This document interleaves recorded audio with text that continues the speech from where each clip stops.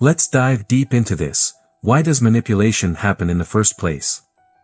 To understand and protect yourself from it, you need to see it for what it truly is. Manipulation isn't a random act, it's a deliberate strategy rooted in human behavior. And here's the kicker, it often starts without either person realizing it.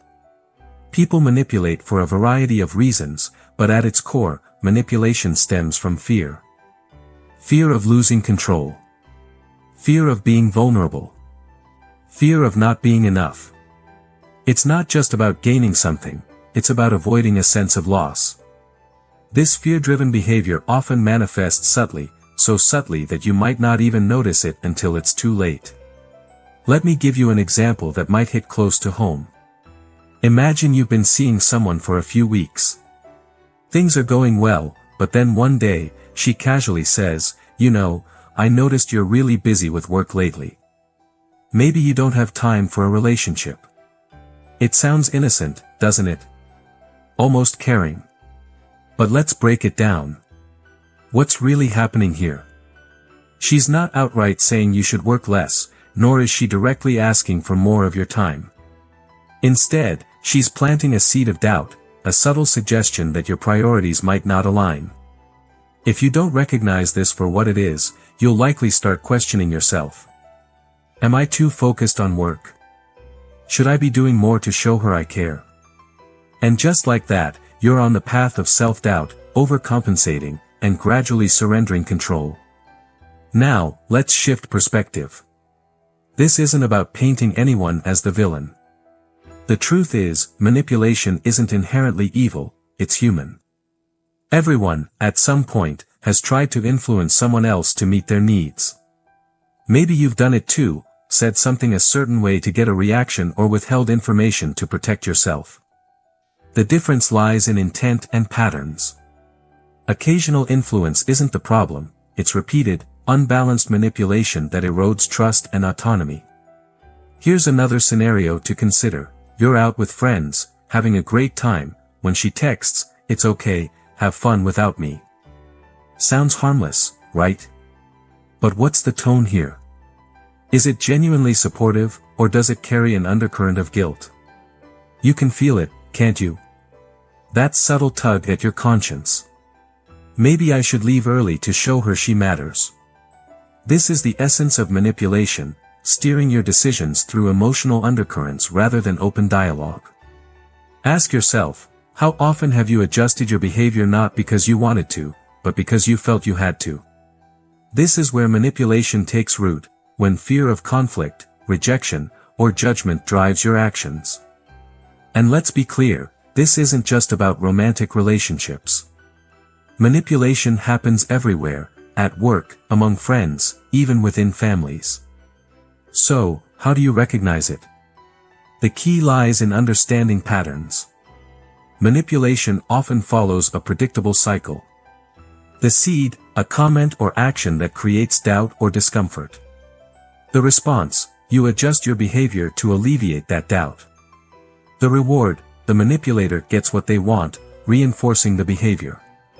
Once this cycle is established, it becomes harder to break. You start second-guessing your instincts, prioritizing their needs over yours, and before you know it, you're no longer in control. But here's the thing, recognizing manipulation isn't just about spotting it in others, it's about understanding yourself. Why do you let it happen? What fears or insecurities make you susceptible? Are you afraid of being alone? Of not being liked? Of confrontation? These are tough questions, but they're essential. Think back to a time when you felt manipulated. Maybe it was a partner who made you feel guilty for setting boundaries. Maybe it was a friend who always needed just one more favor. Maybe it was a colleague who subtly shifted blame onto you. How did it make you feel? Powerless? Confused? Resentful? These feelings are your internal alarm system, signaling that something is off. Now, take a moment to imagine the opposite. Imagine a relationship where you feel secure, respected, and valued for who you are, not for what you can give or sacrifice. Feels good, doesn't it? That's the kind of connection you deserve. And the first step to achieving it is recognizing manipulation for what it is, a fear-driven behavior that thrives on unspoken doubts and insecurities. So, let me ask you, are you ready to stop being a passenger in your own relationships? Are you ready to take control, not through dominance, but through clarity and self-respect? Because here's the truth, the moment you understand why manipulation happens, you take away its power. And that's where the real transformation begins. Spot the red flags early, how to recognize manipulation before it takes hold. Let's talk about the early signs of manipulation, those subtle red flags that often go unnoticed until it's too late. Recognizing these signs early is crucial because manipulation is like a slow-acting poison. It doesn't destroy you all at once, but over time, it chips away at your confidence, independence, and sense of self. Here's the truth, manipulation rarely starts with big, obvious demands. It begins small, with actions that seem innocent or even caring. The key to spotting manipulation is to pay attention to patterns and question how certain behaviors make you feel. Take this scenario, you're out with your partner at a party, and you're having a good time catching up with friends. Then, seemingly out of nowhere, she says, "I guess I'll just sit here alone while you talk to everyone else." What's really happening here? On the surface, it sounds like a casual comment, but beneath it lies an emotional hook. The goal is to make you feel guilty for enjoying yourself, subtly steering you towards spending more time focused on her. Now, let's be clear, there's nothing wrong with wanting attention from your partner. But the issue arises when this desire is expressed in a way that manipulates your emotions rather than fostering open communication. Instead of saying, "I'd love to spend some time with you tonight," which invites connection, the manipulative approach plants guilt and creates an imbalance. Another common red flag is joking that isn't really a joke. You know the type, comments disguised as humor but carrying a sting. For example, she might say, "Wow, you really care about your car more than anything else," when you're working on a project you love. On the surface, it's just a joke, right? But how does it make you feel? Defensive? Misunderstood? These feelings are your mind's way of telling you that something isn't right. Ask yourself this, does her behavior encourage you to grow and feel valued, or does it leave you questioning your priorities and doubting your worth? This distinction is critical.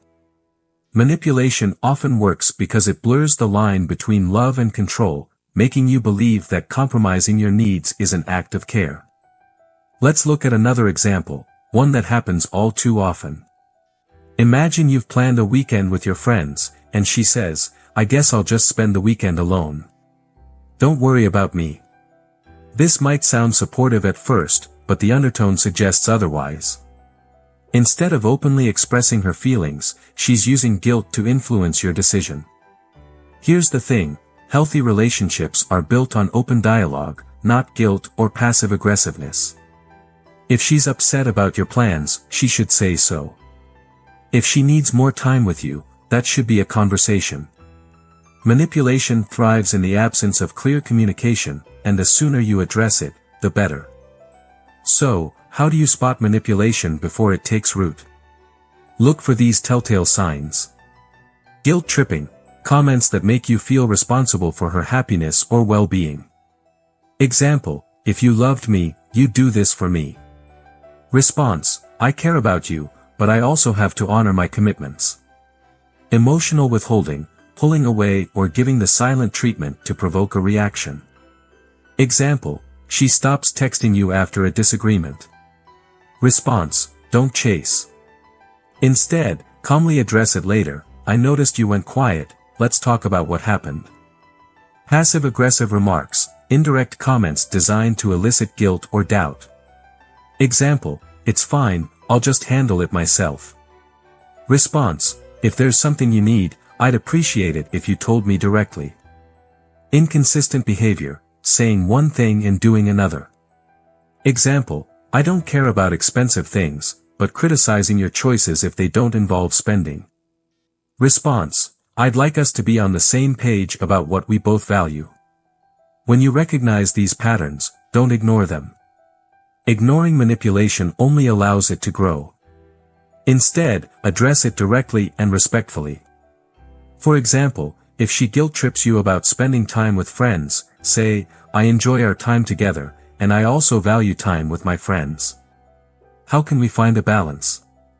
This approach is calm, clear, and sets a boundary without escalating the situation. Here's the bottom line: manipulation feeds on your fear of confrontation. The sooner you call it out, kindly but firmly, the less power it has over you. Remember, spotting manipulation isn't about accusing or blaming, it's about maintaining balance and respect in the relationship. And here's a powerful truth: the moment you start recognizing manipulation, you regain control. You stop reacting out of guilt or fear and start acting out of clarity and confidence. That's the foundation of a healthy, empowering relationship, and it starts with you. Build and protect your boundaries, the key to healthy relationships. Let's face it, without boundaries, you're a ship lost at sea, drifting wherever the wind takes you. Boundaries are your anchor, keeping you steady and in control, no matter the situation. They're not just rules, they're declarations of self-respect. And here's the most important thing: boundaries aren't about controlling others, they're about defining how you want to be treated.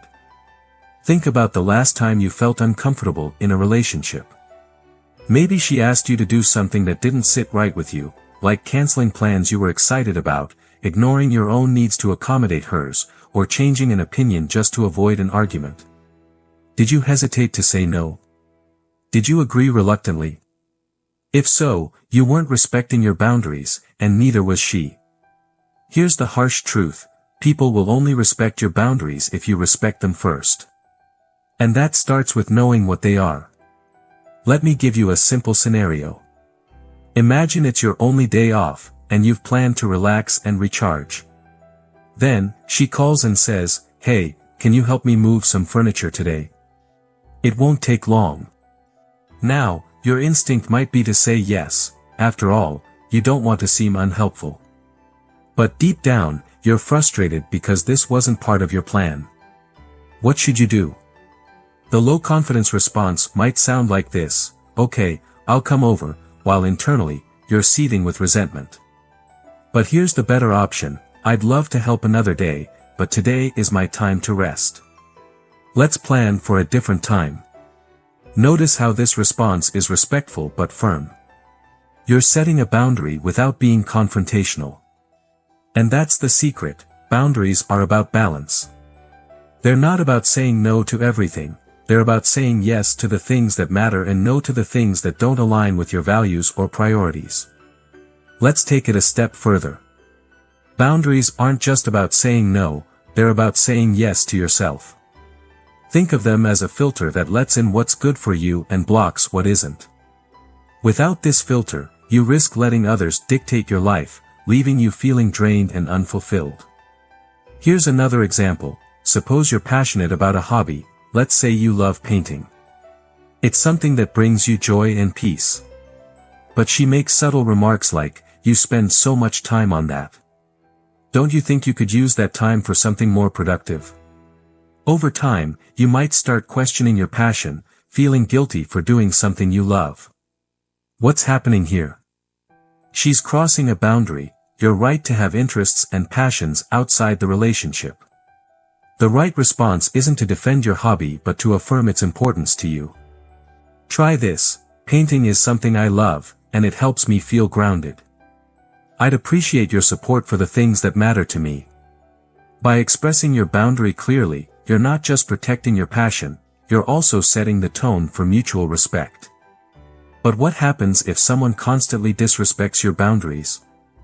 Here's the tough part: you have to enforce them. Boundaries without enforcement are just suggestions.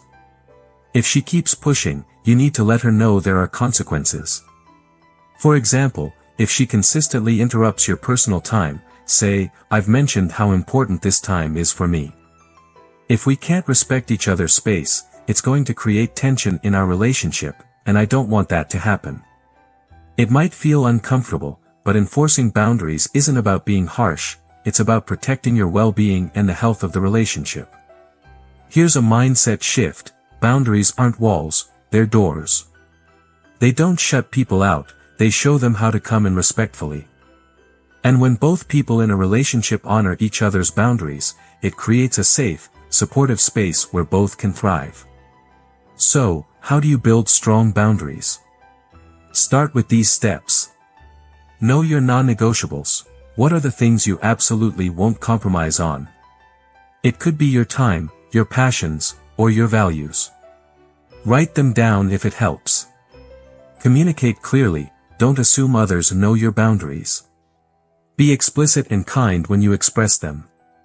Example, I need my Sunday mornings to recharge, so I won't be available for plans during that time. Stay consistent. The first time you let someone cross a boundary, you're teaching them it's okay to do it again.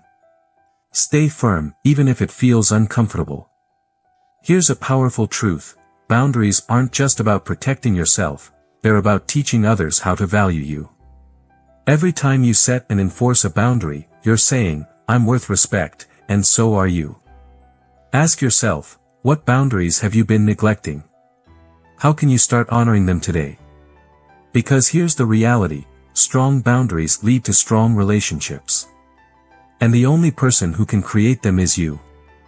So, the next time you feel that twinge of discomfort, take a deep breath and remember, setting a boundary isn't selfish, it's an act of self-respect.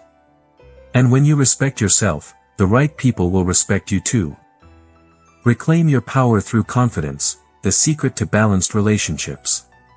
Let's talk about confidence, the game changer in every aspect of your life, especially relationships.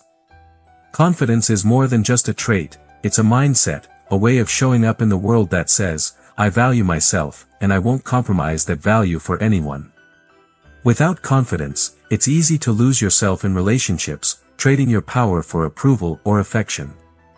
But here's the truth, the more you give away your power, the less respect you command, and the cycle of imbalance begins. Take a moment and reflect. How many times have you done something just to be liked? Maybe you went along with plans you didn't care about, agreed with opinions you didn't believe in, or even apologized when you weren't wrong, just to keep the peace. Each time you do this, you're sending a message, my value comes second to someone else's comfort. Here's a scenario, imagine you're out at a bar, and a woman you're interested in says, are you going to buy me a drink? Many men instantly default to one of two responses. The first is compliance, sure, what do you want? This says, I'll do whatever it takes to win your approval. The second is defensiveness, I don't buy drinks for women. This might seem assertive, but it actually comes off as insecure, like you're trying too hard to prove your worth. Now, here's the confident response, I'll grab us drinks if you promise to share the best story you've got tonight. Notice the difference? You're not just giving in, and you're not shutting her down. Instead, you're setting a tone of mutual effort and engagement. You're showing that you value your time and effort as much as hers. Confidence isn't about arrogance or dominance, it's about knowing your worth and expecting others to meet you at that level. It's about being clear on what you bring to the table and not being afraid to ask for the same in return. Let's dig deeper. Why do so many men struggle with confidence in relationships? The answer lies in fear, fear of rejection, fear of being alone, fear of not being enough. This fear drives men to seek validation through external approval, whether it's by pleasing others, avoiding confrontation, or conforming to expectations. But here's the paradox, the more you chase validation, the less attractive you become. Why? Because confidence isn't something you can get from others, it's something you cultivate within yourself. Think about the bad boy stereotype. Why are women often drawn to these men? It's not because they're inherently better, it's because they project confidence. They don't seek approval or try to please everyone, they know what they want, and they're unapologetic about it. But you don't have to be a bad boy to exude confidence. True confidence is about balance, being firm yet kind, assertive yet respectful, strong yet empathetic. Let me give you another example. Imagine you're in a relationship, and your partner says, I don't like how much time you spend with your friends. A fearful response might be, okay, I'll cut back on seeing them. But what does this say? It says you're willing to sacrifice your independence to avoid conflict. Instead, a confident response might be, I value my friendships, and spending time with them is important to me. Let's talk about how we can balance that with our time together. Notice how this response doesn't dismiss her feelings, but it also doesn't compromise your own priorities. That's the essence of confidence, standing firm in your values while still being open to dialogue. So, how do you cultivate this kind of confidence? It starts with shifting your mindset. Here are 3 steps to reclaim your power. Define your values. Confidence comes from clarity. What do you stand for? What matters most to you? When you're clear on your values, it's easier to make decisions that align with them. Practice self-respect. Treat yourself with the respect you expect from others. This means setting boundaries, speaking up for yourself, and prioritizing your well-being. Embrace rejection. This might sound counterintuitive, but rejection is a part of life. Instead of fearing it, see it as a filter that helps you find people who truly value you. Here's a powerful exercise. The next time you're in a situation where you feel pressured to compromise, pause and ask yourself, am I acting out of fear or confidence? If the answer is fear, take a moment to realign.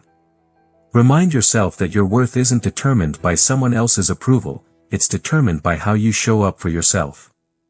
Confidence isn't about never making mistakes, it's about owning them and learning from them. It's about showing up authentically, even when it's uncomfortable. And most importantly, it's about believing in your own value, regardless of what anyone else thinks. So, the next time you feel tempted to give away your power, remember this: confidence isn't something you earn from others, it's something you own within yourself. And the moment you embrace that truth, you'll stop chasing approval and start attracting respect. Reclaiming your power isn't just about standing tall in your relationships, it's about standing tall in your life. And it all starts with you. Understand the psychology of manipulation. Breaking the cycle. Manipulation thrives in relationships where one person unknowingly hands over their power to the other. To break this cycle, you need to understand why manipulation works in the first place. It's not just about control, it's about exploiting emotions. The more someone can influence your feelings, the more they can guide your actions. And here's the hard truth: manipulation only works if you let it. Let's break this down. Manipulation often targets your emotions, guilt, fear, or even love. It's not always malicious, sometimes, it's subtle, unintentional, or even habitual. But no matter the intent, the result is the same: you're left doubting yourself and questioning your decisions. Here's a scenario: you've been texting back and forth with someone, and everything seems to be going great. Suddenly, she stops responding. The silence is deafening. You start wondering, did I say something wrong? Should I text her again? What if she's upset with me? This is classic emotional manipulation. By withdrawing attention, she's triggering your fear of rejection. Your natural instinct is to chase, to fix whatever went wrong, even if you did nothing wrong. This isn't just about her, it's about your internal fears being used against you. Now, here's the key to breaking free: don't react emotionally. When someone manipulates you, they're looking for a specific reaction. If you give it to them, whether it's chasing, apologizing, or overcompensating, you reinforce their behavior. Instead, take a step back and evaluate the situation objectively. Ask yourself, is this behavior respectful and fair? Am I being asked to compromise my values or boundaries? How do I feel about my response? Is it coming from confidence or fear? Here's how to respond in a texting scenario. Instead of sending multiple messages or overthinking the silence, simply let it be. Focus on your own life, your own goals, and your own happiness. By not reacting, you're sending a powerful message: I'm secure enough in myself that I don't need constant validation. Another common manipulative tactic is gaslighting, making you doubt your own reality. For instance, you confront her about a behavior that upset you, and she responds, "You're just overthinking it. That didn't happen." Over time, this tactic can erode your confidence, making you question your perceptions and instincts. The way to counter gaslighting is with clarity and calm. Don't argue or defend yourself emotionally. Instead, state your observations as facts. This is what I experienced, and it made me feel this way. I'd like us to address it together. If she continues to deny or dismiss your concerns, take note, it's a sign of deeper issues that need to be addressed. One of the most subtle but effective forms of manipulation is inconsistent behavior. One moment, she's affectionate and attentive, the next, she's distant or critical. This inconsistency keeps you on edge, constantly trying to win back her positive attention. Here's how to handle it: focus on patterns, not moments. One good day doesn't erase a month of disrespect. If her behavior swings wildly, address it directly. I've noticed a pattern where things feel inconsistent. Can we talk about what's going on? This shows you're observant, proactive, and unwilling to ignore red flags. Now, let's talk about why manipulation works. It works because it taps into your deepest fears: fear of rejection, fear of failure, fear of being unworthy. These fears are universal, but they're also what manipulators exploit. The good news is that once you understand this, you can take back control. Here's the mindset shift: stop reacting out of fear, and start responding from confidence. Manipulation loses its power when you refuse to be driven by fear. Instead of chasing approval, prioritize your own peace. Instead of doubting yourself, trust your instincts. And instead of giving in to pressure, stand firm in your values. Let's revisit the silent treatment example. If you're operating from fear, you'll likely overthink and try to fix the situation. But if you're operating from confidence, your mindset shifts. If she's truly interested, she'll reach out. I don't need to chase. This isn't arrogance, it's self-respect. And here's a truth many people overlook: actions speak louder than words. What someone does reveals far more than what they say. If she claims to value honesty but avoids difficult conversations, that's a contradiction. If she says she's independent but constantly tests your boundaries, that's a sign. Here's a practical approach: the next time you're confused by someone's words, look at their actions. Do they align? If not, trust the actions. They're a far better indicator of intent. Finally, remember this: manipulation isn't about you, it's about them. People manipulate because of their own insecurities, fears, or habits. It's not your job to fix them, but it is your responsibility to protect yourself.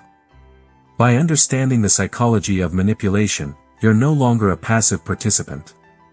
You're in control, operating from a place of strength and clarity.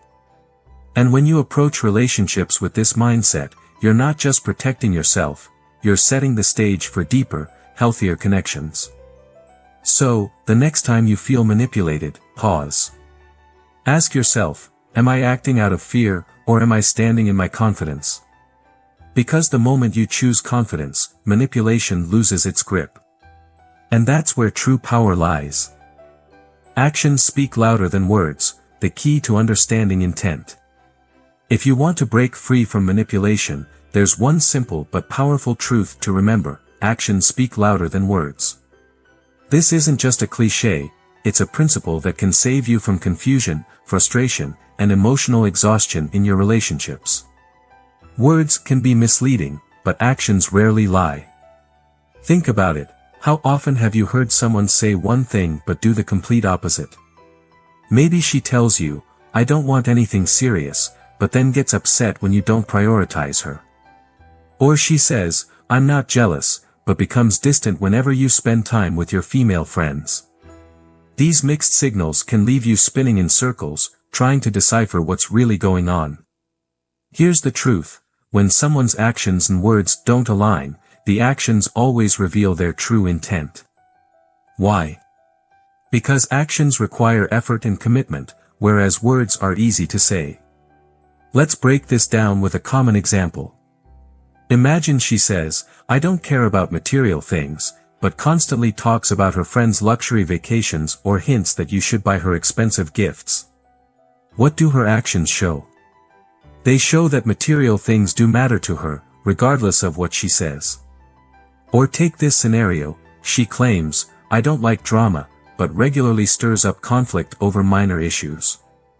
What do her actions reveal? That drama might be something she actually thrives on, even if she denies it. Here's the first rule to apply: pay attention to patterns, not exceptions. Anyone can have an off day, but consistent behavior over time is what truly defines a person. If her actions consistently contradict her words, believe the actions. For example, let's say she tells you, "I value honesty," but when you open up about something important, she dismisses or ridicules you. That's not honesty, that's avoidance.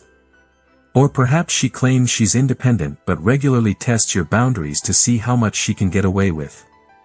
Independence isn't about words, it's about respecting space and decisions. Now, here's where most men get stuck: they focus on the words because they want to believe them. It's easier to cling to what someone says than to confront the reality of what they do.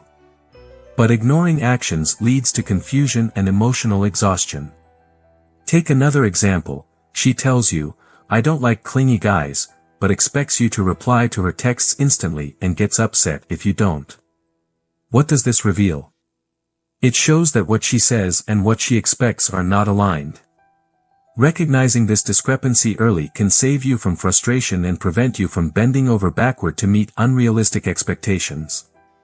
So how do you navigate these situations? Start by shifting your focus. Whenever her actions and words don't match, prioritize the actions. Ask yourself, what does her behavior show about her priorities? Is she acting in a way that respects my boundaries and values? Are her actions building trust, or are they creating doubt? Here's a practical exercise to try: the next time you feel confused by mixed signals, write down what she says versus what she does. Seeing the discrepancies on paper can help you gain clarity and make decisions based on reality, not assumptions. Another crucial aspect to consider is hidden intent. Sometimes, people say things not because they believe them, but because they want a specific reaction. For example, she might say, "I'm fine," when she's clearly upset. The goal isn't to communicate, it's to make you guess and chase. This tactic puts you in a position of uncertainty, which is where manipulation thrives. To counter this, always address the action, not the words. If she says, "I'm fine," but her behavior suggests otherwise, calmly address it: "It seems like something's bothering you. If you're ready to talk, I'm here." This approach respects her space while also making it clear that you're not playing guessing games. Let's also address a common trap: trying to decode her words. Many men fall into this habit, analyzing every statement to figure out what she really means. But here's the truth: you don't need to be a mind reader. Instead of overanalyzing, focus on consistent actions. If her behavior aligns with your values and supports a healthy relationship, great. If it doesn't, it's time to reassess. Here's a golden rule to remember: what people do consistently is who they are.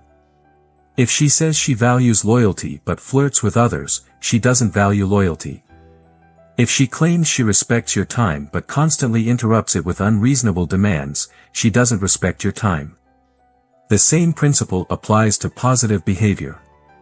If her actions consistently show kindness, support, and respect, those actions speak louder than any words. A woman who genuinely cares for you will show it through her effort, her consistency, and her respect for your boundaries. Now, let's talk about why this matters. Focusing on actions instead of words doesn't just help you avoid manipulation, it also helps you build stronger, healthier relationships. When you prioritize actions, you hold yourself and others accountable.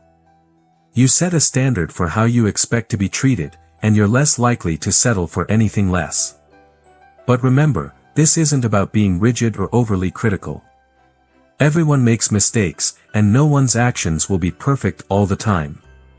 The goal is to look at the overall pattern. Are her actions building trust, respect, and connection? Or are they creating confusion, doubt, and imbalance? Here's how to apply this in your life. Be observant, pay attention to what she does, especially when things don't go her way. How does she handle disappointment or conflict? Her actions in those moments reveal her true character. Trust your instincts. If something feels off, don't ignore it. Your gut is often a better judge than your rational mind. Stay grounded, don't let mixed signals throw you off balance. Stay clear on your values and boundaries, and don't compromise them for anyone. Finally, remember this: you deserve relationships built on trust, respect, and mutual effort. Words can charm, but actions build foundations. The sooner you start prioritizing what someone does over what they say, the sooner you'll find connections that truly enrich your life. And here's the best part: when you focus on actions, you're no longer at the mercy of manipulation. You're in control, making decisions based on clarity, not confusion. That's the power of understanding actions, and it's the key to building relationships that last. Conclusion: taking control of your narrative. Everything we've discussed so far, recognizing manipulation, spotting red flags, setting boundaries, reclaiming your power, and understanding actions, boils down to one essential truth: you are in control of your own story. No one else gets to write your narrative unless you hand them the pen. And the good news? You can take that pen back at any time. Let's start with a question: how do you want to be treated in a relationship? Take a moment to reflect on this, because clarity is the first step toward taking control. Do you want respect? Support?